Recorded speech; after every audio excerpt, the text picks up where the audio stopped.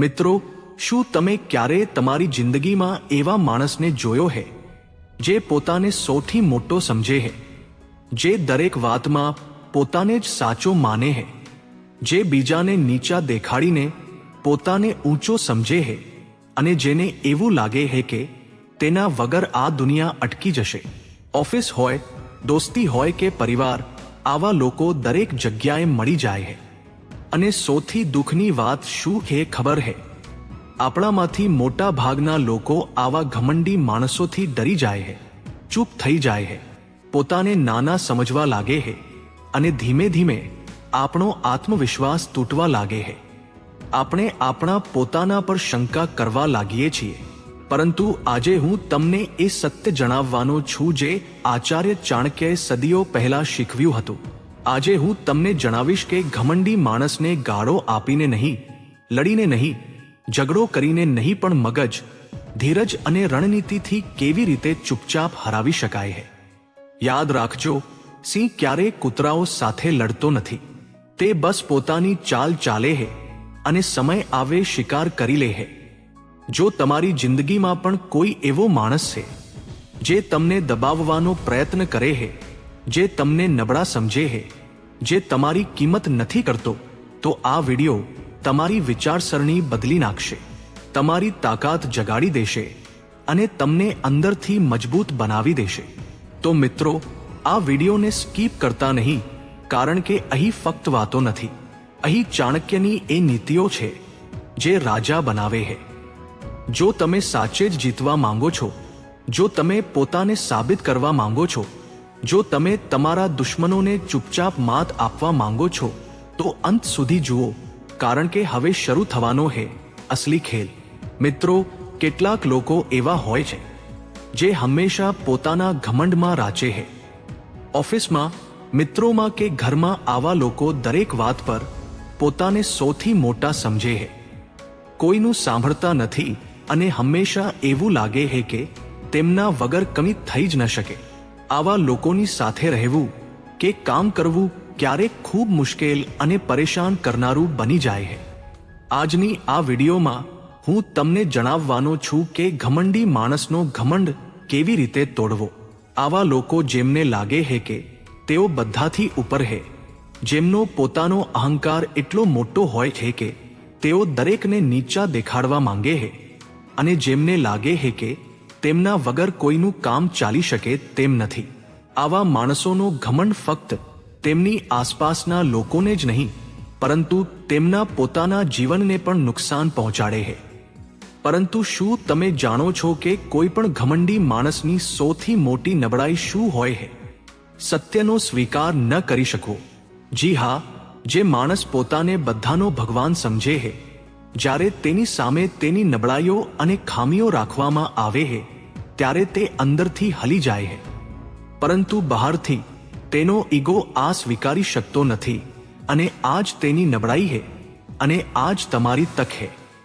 આજની આ વિડીયોમાં હું તમને એવા રસ્તાઓ બતાવીશ જેનાથી તમે તે માણસના ઘમંડને કોઈ પણ ઝઘડા કે લડાઈ વગર તોડી શકશો. આપણે આને ચાણક્યની નીતિઓની મદદથી સમજીશું, કારણ કે ચાણક્યએ સદીઓ પહેલા જ એ શીખવી દીધું હતું કે કેવી રીતે સમજદારી અને ચાલાકીથી કોઈના ઈગો અને ઘમંડને નિયંત્રિત કરી શકાય છે. તો જો તમે સાચે જ શીખવા માંગો છો કે જે માણસ પોતાને ભગવાન સમજે છે અને વિચારે છે કે તેના વગર કંઈ જ નહીં થાય, તેના ઘમંડને કેવી રીતે બેઅસર બનાવવો, તો આ વિડીયોને પૂરો જુઓ. જો તમે અધવચ્ચે છોડી દેશો તો તમે ઘણી મહત્વપૂર્ણ વાતો અને ચાણક્યની અમૂલ્ય રણનીતિઓ તમે ચૂકી જશો. આ વિડીયોમાં હું તમને સ્ટેપ બાય સ્ટેપ જણાવીશ કે કઈ રીતે ઘમંડી માણસના ઈગોને ટાર્ગેટ કરવાનો છે, તેની નબળાઈઓને ઓળખવાની છે અને પોતાના મગજ તથા સ્ટ્રેટેજીથી તેનો ઘમંડ તોડવાનો છે. તૈયાર થઈ જાઓ, કારણ કે આ ફક્ત થિયરી નથી, આ ચાણક્યની નીતિઓ પર આધારિત પ્રેક્ટિકલ અને સાબિત થયેલો રસ્તો છે. નંબર 1, દલીલબાજી કે ચર્ચા ન કરો. ઘમંડી માણસનો ઘમંડ તોડવાનો પહેલો અને સૌથી જરૂરી નિયમ એ છે કે તેની સાથે દલીલ ન કરો. બૂમો પાડવાની નથી, ઝઘડો કરવાનો નથી. જે દિવસે તમે કોઈ ઘમંડી માણસ સાથે દલીલ કરવા બેસી ગયા, તે જ દિવસે તમે તમારી હાર જાતે જ નક્કી કરી લીધી. કેમ? કારણ કે ઘમંડી માણસ ભલે ગમે તેટલો ખોટો કેમ ન હોય, તે દલીલ દરમિયાન પોતાની ખોટી વાતને પણ સાચી સાબિત કરવામાં પૂરી તાકાત લગાવી દે છે. ચાણક્ય કહે છે કે મૂર્ખ અને અહંકારી વ્યક્તિ સાથે તર્ક કરવો એટલે પોતાના જ નુકસાનનો રસ્તો ખોલવો. અહંકાર સત્ય નથી સાંભળતો, તે ફક્ત પોતાને સાચો સાબિત કરવા માંગે છે. તેથી યાદ રાખો, ઘમંડી માણસને શબ્દોથી નહીં પણ પરિણામથી હરાવવામાં આવે છે. ચૂપ રહો અને તમારા કામ પર ફોકસ કરો. જ્યારે તમે ચૂપ રહીને તમારું પરિણામ બતાવશો, ત્યારે તે પરિણામ સીધું તેના ઈગો પર વાર કરશે. માની લો કે તે તમને કહે છે કે તમે કંઈ કરી શકતા નથી, તો દલીલ ન કરો, સફાઈ ન આપો. બસ એક હળવું સ્મિત આપો અને પોતાના કામે વળગી જાઓ. સમય આવવા દો, સમય પોતે જ બતાવી દેશે કે કોણ શું છે. નંબર 2, તેને ઇગ્નોર કરો, અવગણના કરો. બીજો રસ્તો ખૂબ જ ખતરનાક છે. ઘમંડી માણસને દરેકની ધ્યાન જોઈએ છે. તે ઈચ્છે છે કે લોકો તેની વાતો સાંભળે, તેની હાજરી અનુભવે, તેની આગળ પાહળ ફરે. તેની અસલી તાકાત લોકોનું ધ્યાન મેળવવું જ છે. ચાણક્યે સ્પષ્ટ કહ્યું હતું કે જેની શક્તિ બીજાની માન્યતા પર ટકેલી હોય, તેને નજરઅંદાજ કરવો એ જ સૌથી મોટો પ્રહાર છે. ઘમંડી માણસ આ વાત બરદાસ્ત નથી કરી શકતો કે કોઈને તેની પરવા જ નથી. તેથી તેને એવું ફીલ કરાવો કે તેના હોવા કે ન હોવાથી તમને કોઈ ફરક પડતો નથી. ના પ્રશંસા, ના વિરોધ, ના દલીલ, બસ ઇગ્નોર. અને યાદ રાખજો, આ અવગણના દેખાડા પૂરતી ન હોવી જોઈએ. તે એટલી કુદરતી હોવી જોઈએ કે સામેવાળો વ્યક્તિ પોતે જ સવાલ કરવા લાગે કે શું હું અહીં છું પણ ખરો કે નહીં. જેમ જેમ તે મોટેથી બોલશે, તમે એટલા જ શાંત રહેજો. જેમ જેમ તે દેખાડો કરશે, તમે એટલા જ તમારા કામમાં વ્યસ્ત રહેજો. નંબર 3, સવાલોનો અરીસો બતાવો. ત્રીજો પોઈન્ટ સીધો અહંકારના દિલ પર વાર કરે છે. ચાણક્યએ કહ્યું હતું, શત્રુને હરાવવા માટે તલવાર નહીં, બુદ્ધિ જોઈએ. અને ઘમંડી માણસને હરાવવાનું સૌથી મોટું હથિયાર છે અરીસો. તેને ક્યારે સીધું ન કહો કે તું ખોટો હે. જેવા તમે એવું કહેશો કે તરત જ તેનો અહંકાર એક્ટિવ થઈ જશે અને તે દલીલો કરવાનું શરૂ કરી દેશે. એટલા માટે દલીલ ન કરો, સવાલ પૂછો. એવા સવાલો પૂછો જેનો જવાબ આપતા આપતા તે પોતે જ પોતાની સચ્ચાઈની સામે આવીને ઊભો રહી જાય. જ્યારે તે પોતાની જ વાતોનો અરીસો જોશે, ત્યારે તેનું બહારનું મન ભલે ઇનકાર કરે, પરંતુ તે અંદરથી તૂટવાનું શરૂ થઈ જશે. યાદ રાખો, ઘમંડનો ઈલાજ દલીલ નથી. દલીલ ઘમંડને વધુ મજબૂત બનાવે છે. ઘમંડનો ઈલાજ છે સચ્ચાઈનો સામનો. નંબર 4, પોતાની સીમાઓ બનાવો. ચોથો પોઈન્ટ સમજી લો, કારણ કે અહીંથી જ ઘમંડી માણસની અસલી હાર શરૂ થાય છે. પોતાની સીમાઓ નક્કી કરો. ચાણક્ય કહે છે કે જેના પર નિયંત્રણ ન કરી શકાય, તે જ વાસ્તવમાં શક્તિશાળી હોય છે. ઘમંડી માણસને લોકો પર નિયંત્રણ જોઈએ છે. તેને એવું ફીલિંગ જોઈએ છે કે બધા તેનું સાંભળે એ તેના હિસાબે ચાલે છે. પરંતુ જે દિવસે તેને ખબર પડે છે કે એક માણસ એવો છે જેના પર તેનો કંટ્રોલ નથી ચાલી રહ્યો, તે જ દિવસે તે અંદરથી તડપવા લાગે છે. તેથી તમારી બાઉન્ડ્રી સાફ રાખો. ના વધારે સફાઈ, ના વધારે જવાબ, ના વધારે પ્રતિક્રિયા. બસ એક સાફ મેસેજ, અહીં સુધી બરાબર છે, આનાથી આગળ નહીં. જેટલી તમારી બાઉન્ડ્રી મજબૂત હશે, એટલો જ તે ઘમંડી માણસ કન્ફ્યુઝ થશે. તે ઈચ્છશે તો પણ તમને દબાવી નહીં શકે. આજ તેના અહંકારને સૌથી મોટી ઈજા પહોંચાડે છે. નંબર 5, ચૂપચાપ અપગ્રેડ થઈ જાઓ. પાંચમો પોઈન્ટ સૌથી વધુ ખતરનાક છે. ચૂપચાપ પોતાને અપગ્રેડ કરો. ઘમંડી માણસની સૌથી મોટી ગેરસમજ એ હોય છે કે તેને લાગે છે કે તમે હંમેશા ત્યાંના ત્યાં જ રહેશો. તેના મગજમાં તમારી એક ફિક્સ ઇમેજ બની ચૂકી હોય છે.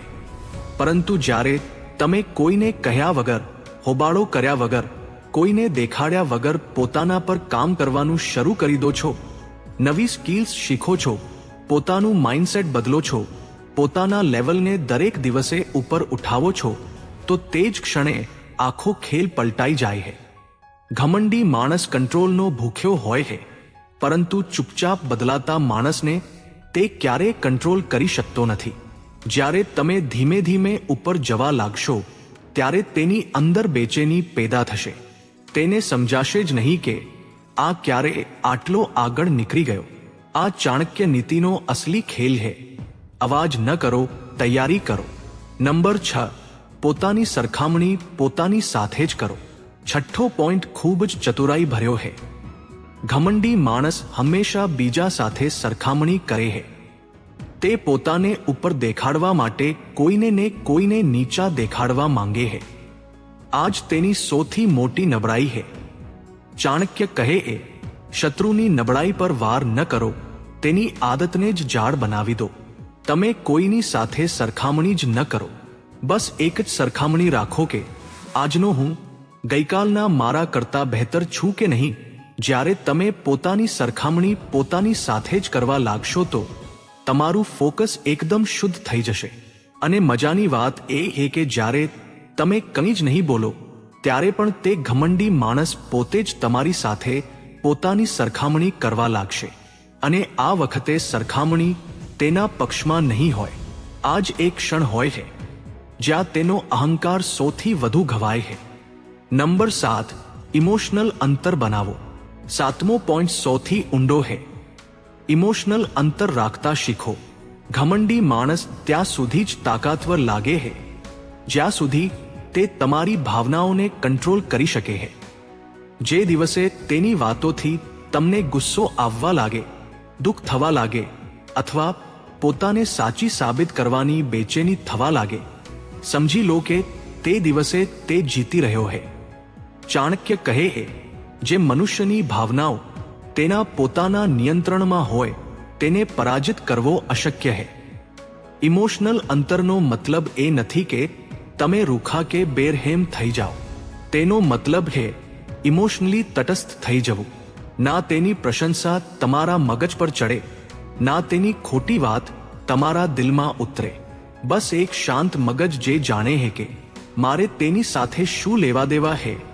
જ્યારે તમે આ અવસ્થામાં પહોંચી જશો તો તમે પ્રતિક્રિયા નહીં કરો પણ નિરીક્ષણ કરશો, અને જે ઓબ્ઝર્વ કરે છે તે જ અસલી કંટ્રોલમાં હોય છે. નંબર 8, તેની જરૂરિયાત ન બનો. 8મો અને છેલ્લો પોઈન્ટ સૌથી નિર્ણાયક છે. ઘમંડી માણસ એટલા માટે ઘમંડી હોય છે કારણ કે તેને લાગે છે કે લોકો તેના વગર અધૂરા છે. લોકો તેનાથી સલાહ લે છે, તેની મંજૂરીની રાહ જુએ છે. આ જ નિર્ભરતા તેના અહંકારને રોજ ખોરાક પૂરો પાડે છે. ચાણક્ય કહે છે કે જે બીજા પર નિર્ભર નથી તે જ વાસ્તવમાં સ્વતંત્ર અને શક્તિશાળી છે. તેથી પોતાને એટલા આત્મનિર્ભર બનાવી લો કે તમને તેની જરૂર જ ન પડે. જ્યારે તમે તેને પૂછ્યા વગર પોતાના નિર્ણયો લેવા લાગશો, કોઈના સહારા વગર પોતાના રસ્તા બનાવવા લાગશો, ત્યારે જ તેને અસલી ઝટકો લાગશે. ઘમંડી માણસ આ સચ્ચાઈ ખૂબ મુશ્કેલીથી સ્વીકારે છે કે તે જરૂરી નથી. યાદ રાખો, તેને નીચો દેખાડવાની જરૂર નથી, બસ તેને બિનજરૂરી બનાવી દેવો જ પૂરતો છે. જ્યારે તમે તેની પકડમાંથી બહાર નીકળી જશો ત્યારે તેનો કંટ્રોલ ખતમ થઈ જશે.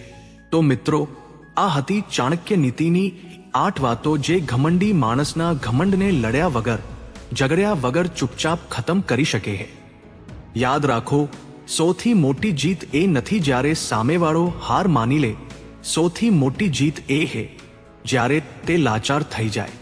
જો તમારી જિંદગીમાં પણ કોઈ એવો માણસ છે જે તમને નબળા સમજે છે તો આજથી જ આ રીતોને અપનાવો. પોતાના પર કામ કરો, ખામોશ રહો અને તમારી સફળતાને બોલવા દો. તો મિત્રો, જો આ વિડિયો તમને પસંદ આવ્યો હોય તો વિડિયોને એક લાઈક જરૂર કરજો. તેમજ આપણી YouTube ચેનલ ચાણક્ય ફોક્સને સબસ્ક્રાઇબ કરવાનું ભૂલતા નહીં અને આવી જ ચાણક્ય નીતિઓ માટે બેલ આઇકન દબાવી દેજો. તેમજ કોમેન્ટ બોક્સમાં ચાણક્ય નીતિ જરૂર લખી દેજો. તો મિત્રો, આજ માટે બસ આટલું જ. ફરી મળીશું એક આવા જ નવા વિડીયોમાં. ત્યાં સુધી બધા હસતા રહો, ખુશ રહો અને પોતાનું ધ્યાન રાખો. વિડીયોમાં અંત સુધી બની રહેવા માટે ધન્યવાદ. તમારો દિવસ શુભ રહે.